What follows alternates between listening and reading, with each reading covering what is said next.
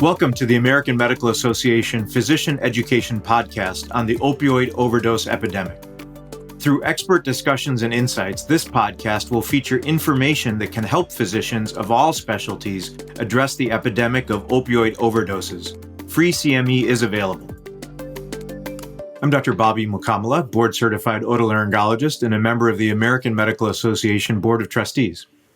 Opioid use disorder, or OUD, is a treatable medical condition. However, disparities in access to medication to treat opioid use disorder continues to be a challenge. Whether we examine disparities in access for people with disabilities, racial and ethnic factors affecting access, or environmental elements such as geographic maldistribution of relevant providers and services, addressing access to medications for opioid use disorder is a critical piece in combating the opioid use disorder epidemic. Joining me in this discussion is Betty Ann Bryce, Senior Policy Analyst, Regional and Rural Unit of the OECD, or the Organization for Economic Cooperation and Development, and former Special Advisor for Rural Affairs, Office of National Drug Control Policy, or the ONDCP. Welcome, Betty Ann. Thank you so much. Can you share with our listeners a bit about your work and research? Thank you so much for the opportunity to speak with you today. My background is a bit peculiar for this work. I am by training a lawyer and more of a policy analyst, political economist in that space.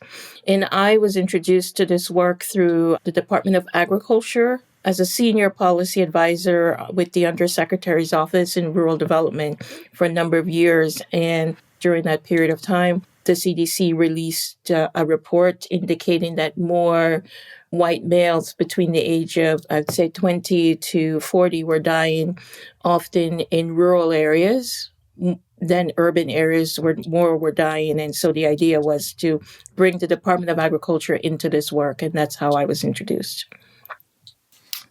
Thank you very much for that background. Can you walk us through an overview of the disparities that do exist in access to medications for opioid use disorder?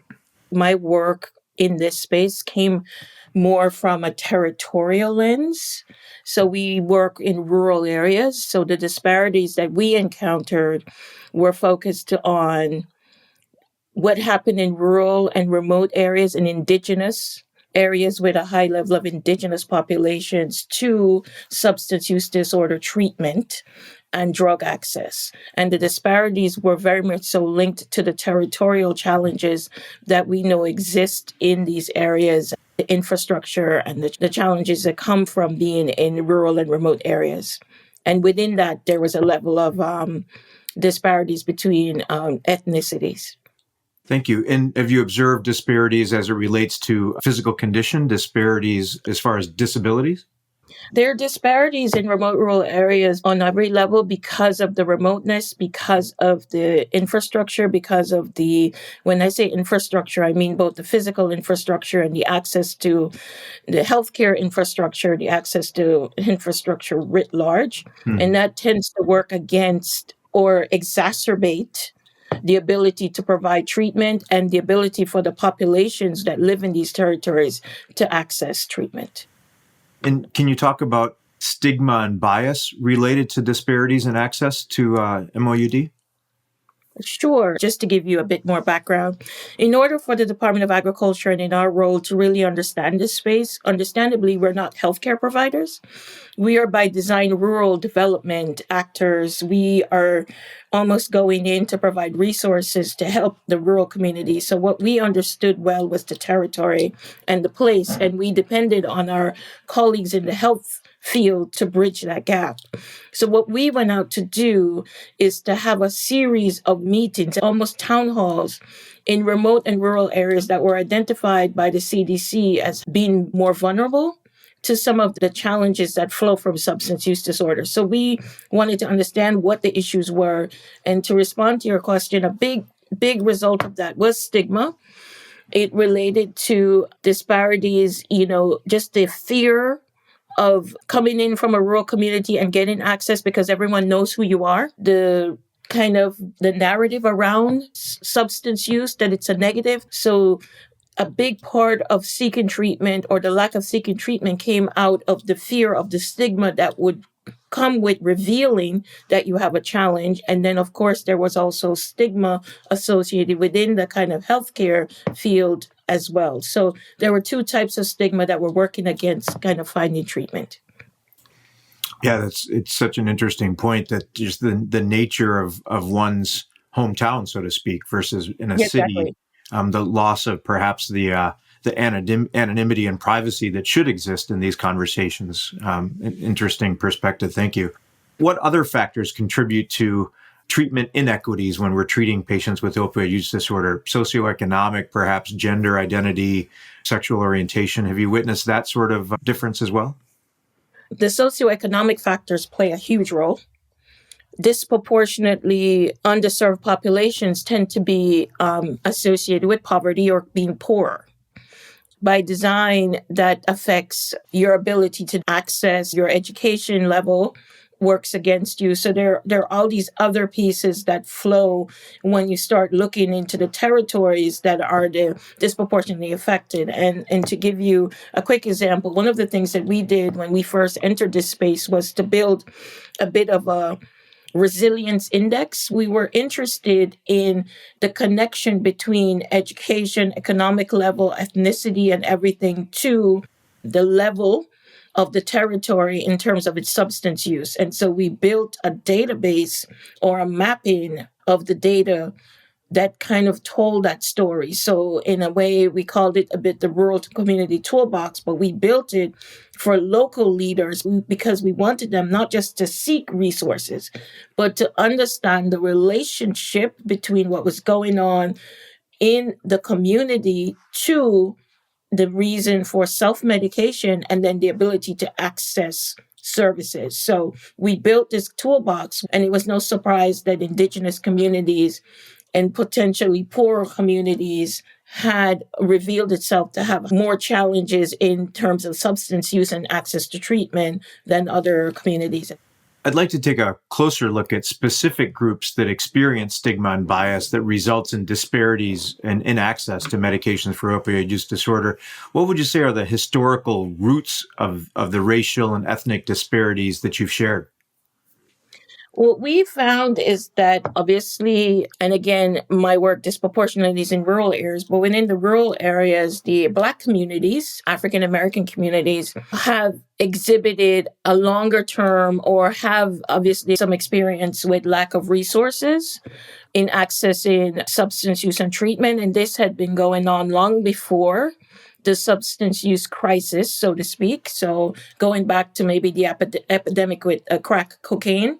So there are lingering long-term effects of some communities disproportionately being disconnected. Likewise, the Indigenous communities had in many ways a relationship with alcohol, and sometimes that led or made it easier for substance use to enter because alcoholism was already a problem that had been circulating within the Indigenous community for quite some time. When you start to think about ethnicities and communities that had another layer of challenge, for us, it was the Indigenous and African American population.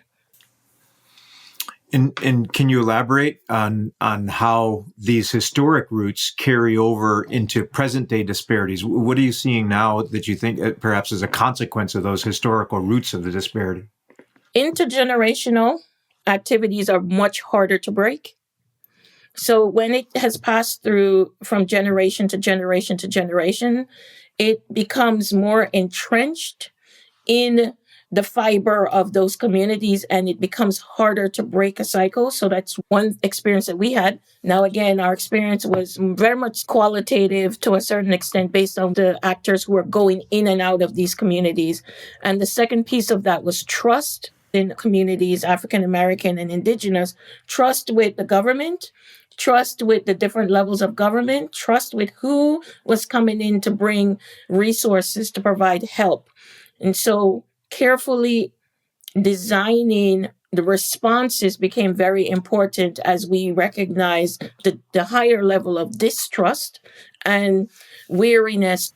It's such an interesting point that you make, and it reminds me of here in our hometown of Flint, Michigan, when we were trying to improve vaccination rates as it related to the COVID pandemic, we really had a barrier of trust in trying to get above a 50% vaccination rate in our own hometown. And the historic legacy of things like Tuskegee and events like Tuskegee, while they may not be in the memory of the people that are here today, the trust that was lost because of that legacy lives on between generations. And I think that's what you're referring to.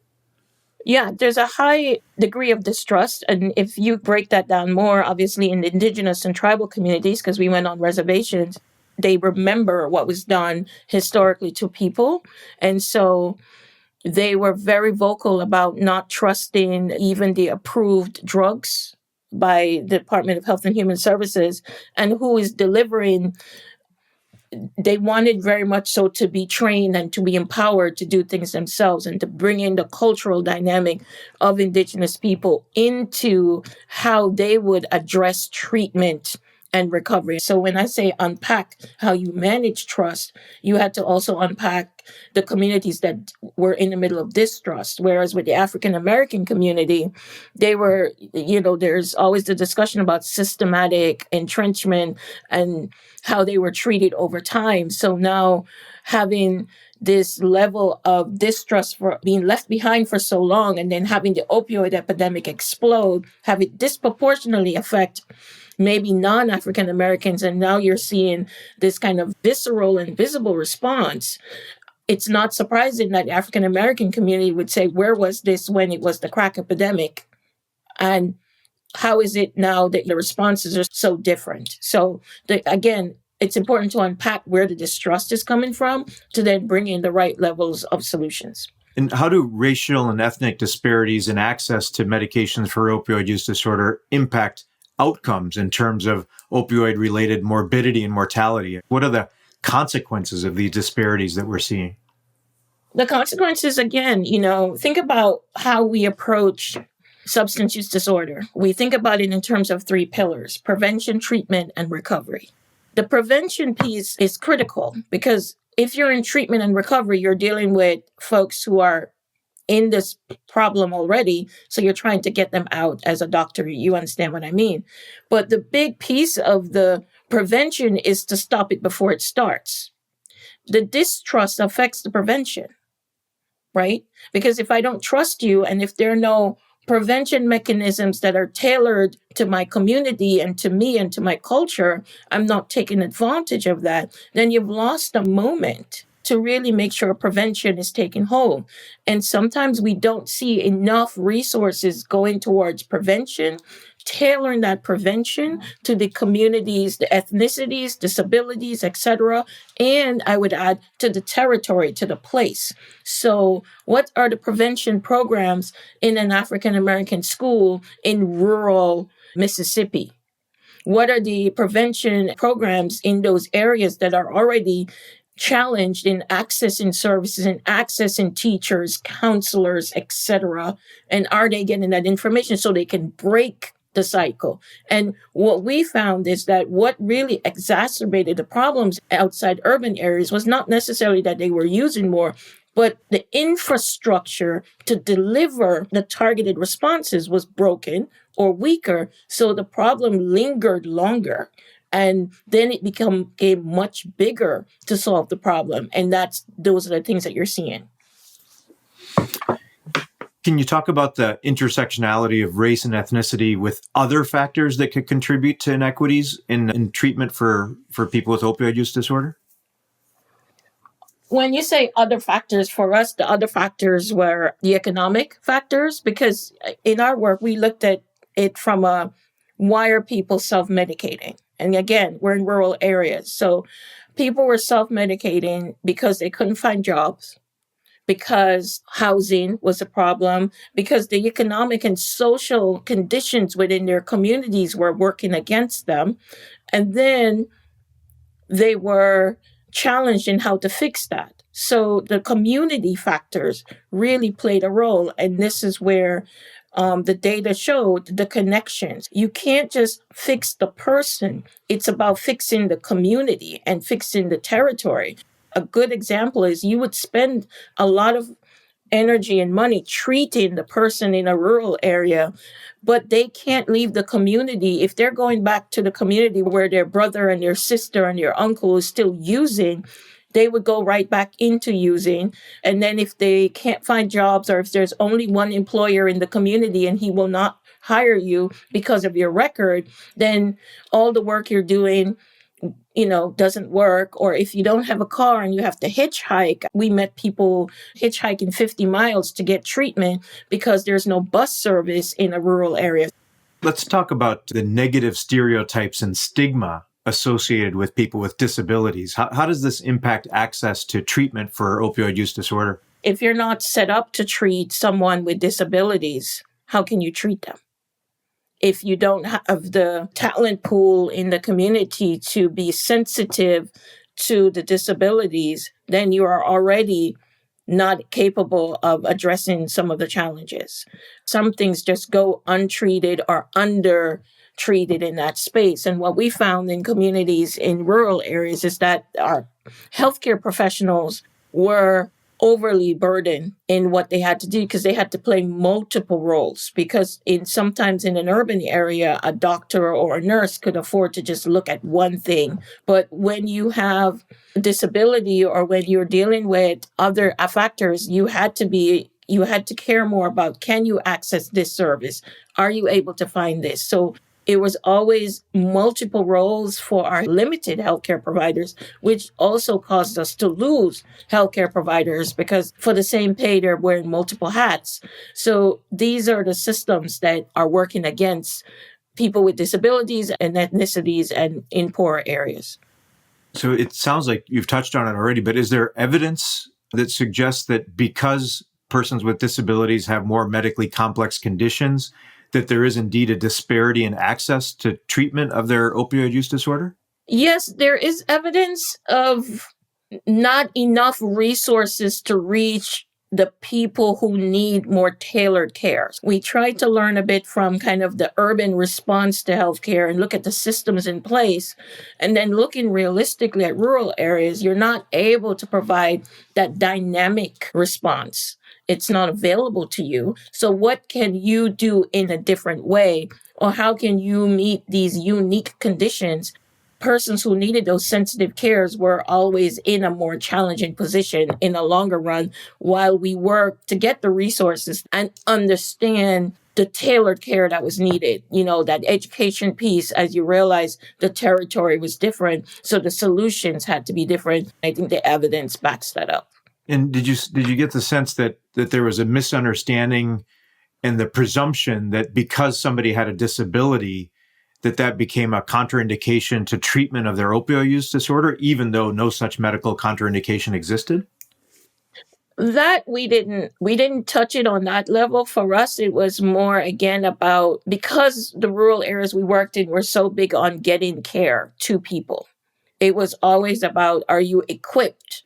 So if you have 2 ambulances in a community, for example, there was a county where they had 2 ambulances and they had to really think about when to dispatch the ambulance to get the care and to move people around. So imagine if they had people with more challenges, then they had to depend on volunteers. They had to think about other ways. So our work always tended to be around how to facilitate just getting basic services in and getting it around and getting them to any type of treatment that could be possible. And are there other issues of accessibility for people with disabilities that impact their access to treatment for their opioid use disorder? There are a number of areas that are challenging in the moment. We look at the access to recovery resources, which you can unpack from treatment, the access to transportation to get people to and from the counseling and the services that they need.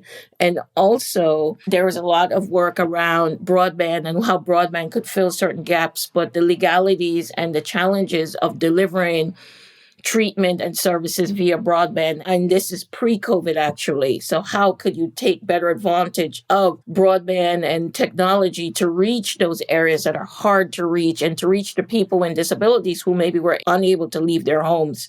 And so a lot of the work was looking at the research, what could be done, what was acceptable, in this space. In that's where we spent a lot of our time.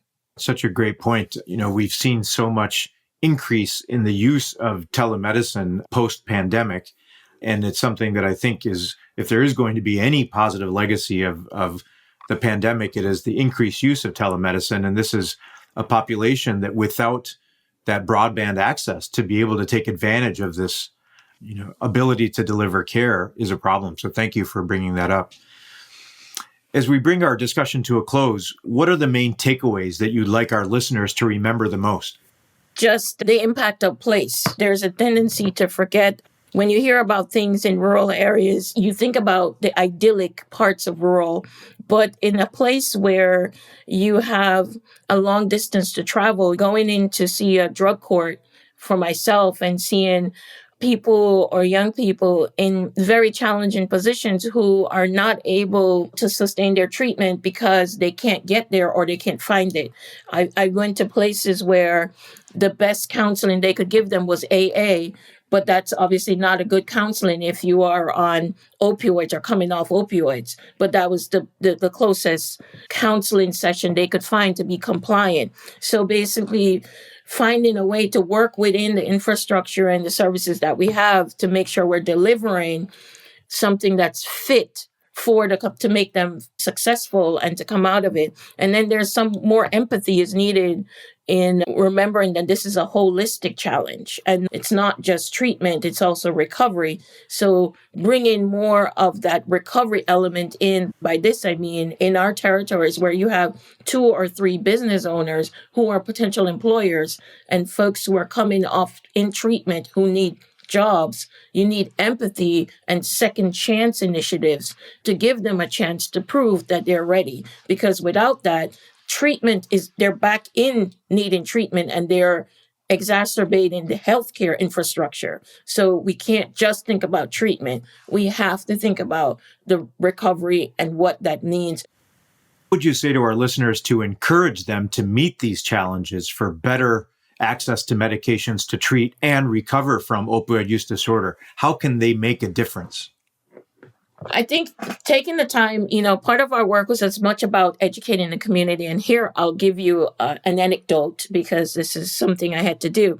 We were going a lot into some of these communities and we found, again, going back to stigma, that the stigma was coming from the community. So we realized we had to find a way to educate the community. And then when I say community, I mean the non-using community.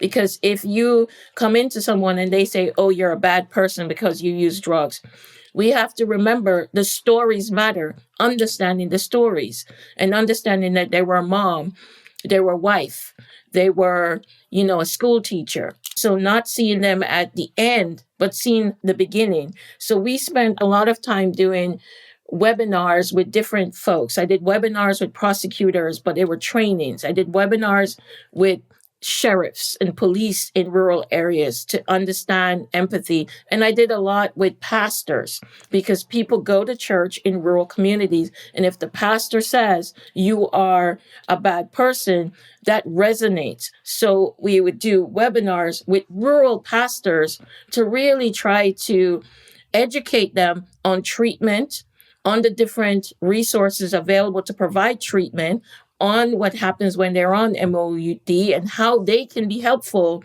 both in the education to their communities and what they share in church, but being a resource to bring people to treatment and recovery if needed. And so it was as much about education and understanding what goes into it and not just looking down and criticizing.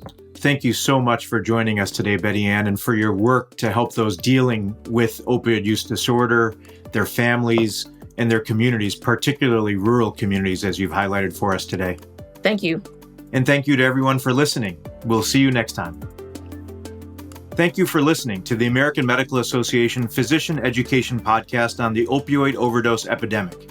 Make sure you tune in to other episodes of this series to learn more about opioid use disorder, and harm reduction. Visit the Resources tab to learn more. Complete the quiz to earn CME.